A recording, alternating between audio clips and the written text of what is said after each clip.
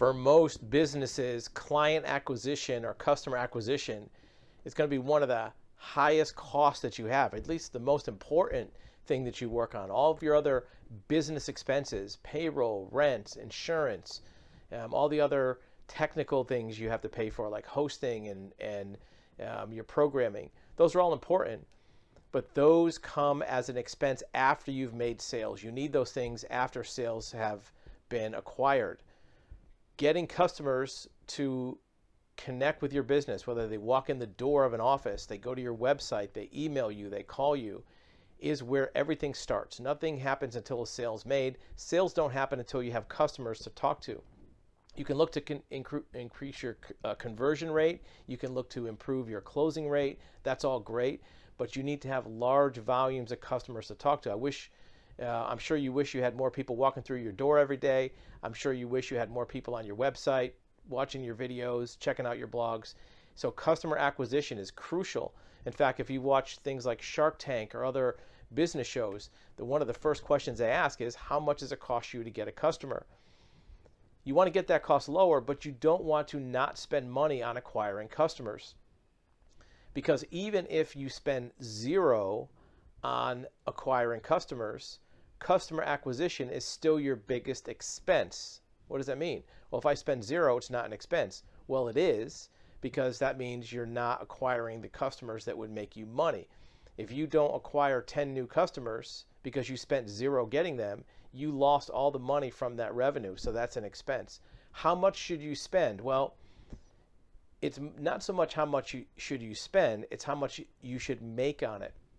You should have an 8 or 9x return on a spend. For every dollar that you spend on customer acquisition, you should make 8 or 9 times that in revenue, not in net profit, but on sales. So if you spend $1 on marketing, and let's change the word now, customer acquisition really is marketing. It's getting people to come to you. You should have an $8 or $9 sale come from that, or raise the stakes. If you spend $100 on marketing, you should have $800 or $900 in sales from that marketing. And that's the key. You got to make sure you tie back those sales directly to that marketing. Or if you spend money on marketing, you know exactly what sales come from it. Make sure you recognize customer acquisition. That's like your investment. That's like your 401k. That's like your stock market investment. You're putting money out there to get money back. It shouldn't be a one-to-one. If some salesperson says to you, look, you spend $100 on this advertisement and you'll make it back in one sale. You sell one thing and you made it back. That's not true. Because if you spend $100 on advertising and you sell something for $100, you lost money. Even if you sell something for $200, you lost money. Because what is your net profit percentage? Like, most businesses have a net profit percentage somewhere between 20 and 40% net profit.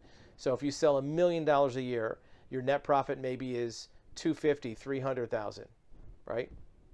Maybe less. So you only keep about 20% of your sales.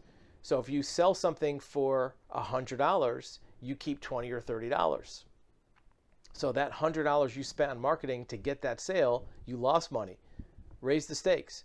If you sell something for $200 and you have a 30% profit margin, you only kept 60 of that.